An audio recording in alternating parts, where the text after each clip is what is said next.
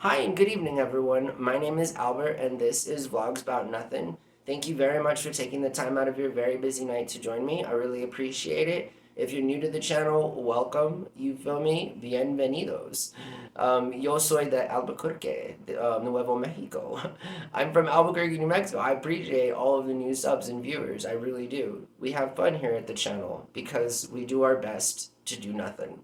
That's sort of the motto in life around here. And I think it's quite a worthy, sort of motto. Anyways, welcome to Vlogs About Nothing. Again, thank you so much for providing me with the opportunity to be a part of your life, even if that's just some small way, some random dude talking about nothing. You feel me? And so tonight I want to talk about, and here, check this out, because this is the second time Intake it's done this, but we can't, the show must go on, and I hate pausing the camera and starting over because it's just defeats the whole purpose. But I guess so does forgetting what I'm talking about during the video. You know what I mean? But I guess everybody could use a friendly little reminder, especially the fact that I literally improvise, come up with the topics all in about 7 minutes, and it kind of gets jumbled around a little bit. I also blame Mary Jane, but okay, so, and here's the thing. I think we've talked about this on the channel before. If you guys didn't already know, which you wouldn't, because I've yet to get to part two of my life, there's sort of this whole 20-minute self expose, as it would be. It's a collection of like a digital memoir sort of a thing. Anyways, memoirs are my favorite kind of books, way more than autobiographies, biographies. I like memoirs because Frank McCourt's my favorite author. He's an Irish American guy, first generation Irish American guy, retired professor out of NYU, came over from Dublin, had this wild and crazy childhood. And yeah, that is definitely a sidebar, but that's all that's on my mind. And so, on the channel before, we've talked about, some of the things that I believe in when it comes to working and all of these things. But to wrap that loose idea back around, like a shoelace, or as it would be anything else that makes a knot or ties like a knot, I think that. And again, this is now the second time in the video, but we're going for it, and there was meaning in all of that. And so I have some experience working with food. And again, I haven't talked about this on the channel yet because we haven't got to that video. But I say this because some of the perks that I've enjoyed in life are from working with food. Now, I'm also going to say honestly and openly that working with food has been one of the worst jobs of my life in every which way, whether it be the quality of the food that I'm serving, the obvious amount of low pay that's received, and or the amount of work that's required of you to get such a low sort of amount on your paycheck. You know what I mean? And like everything in life, there's good and there's bad. But I know that as a young person, for example, as a freshman in college, where we wrapped up the idea and or the video of all of the times in my life that I've documented, publicly here on the channel, I accepted a job as like a dishwasher working for Airmark, right, at our school cafeteria, which was La Posada. At the time, I was also a front of house floor manager for Popejoy Hall, and that year, or that was the year before, because I was a new student orientation leader, my freshman going into sophomore year, So I started working with food around that time as a dishwasher. I would then be promoted to a prep cook, and then a pantry cook, and then a baker, an apprentice baker. You feel me? And so, working with food and all of its benefits, I then accepted a job after I got into a really bad car accident during my upperclassmen years in college at a Sonic in our student union building, as well as a place called Mandalay Bay. Mandalay Express is what it's called now, but this authentic um, Burmese place.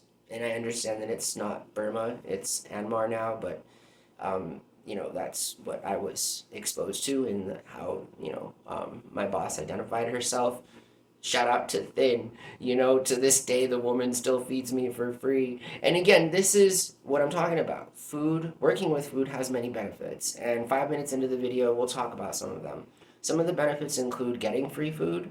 Some of the benefits include, taking free food home. Obviously, of course, with permission and all of the things that come along with being responsible and accepting those kinds of things from, an executive chef or a catering banquet captain or something like that. You know what I mean? In that sort of formal order of the way things go in the hierarchy of these structures, right?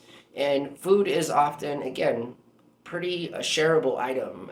I've had the fortune of working at some really, really, really nice places, and I've also plated, on several, at least 100 occasions for very, very high-end dinners. And these kinds of things come with, you plate, for 300 people in 45 minutes, four course meals that are all like 3-star and above.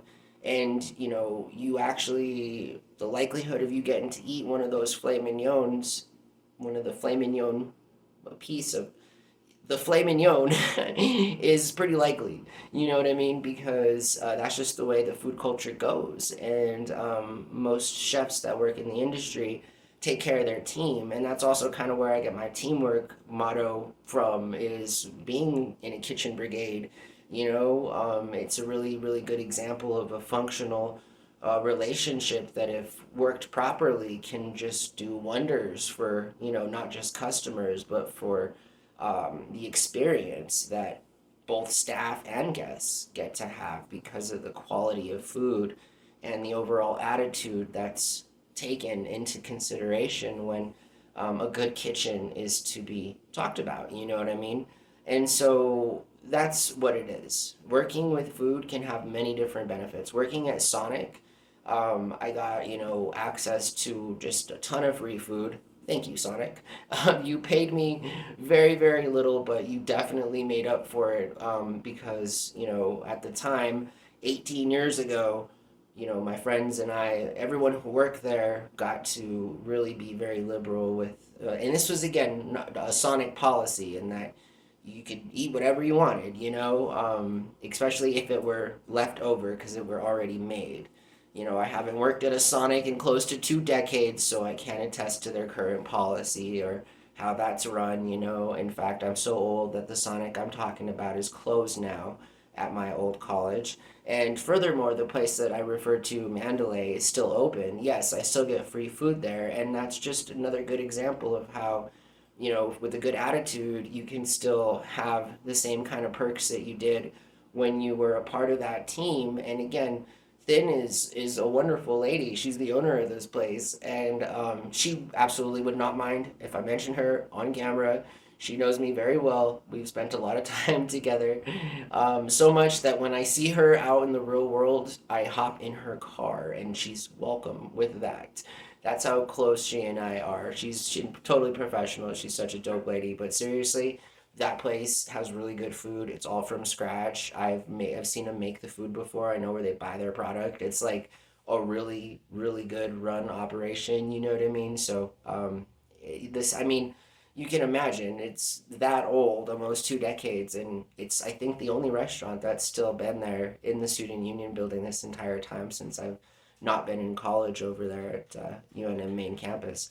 And so again, thanks for your time. If you're in a position of which you're thinking about accepting a job in the food industry, just know that there are a lot of benefits, just as much as there are a lot of things that aren't so good. But from working in the industry for like 2 decades or whatever, loosely in some kind of a capacity, it's definitely got better, in that the pay has, incrementally on a small level increased, but the workload has made itself easier because of the development of technology. The way tickets come out now, the way ovens are made, the way large corporate companies invest in good equipment, and how that really makes, the job that much easier with high-end ovens and all these other things that come along with being in a good kitchen. And so, thanks again for your time. I hope everyone has a great night. And remember, there are many benefits to working with food. You just got to check them out for yourself.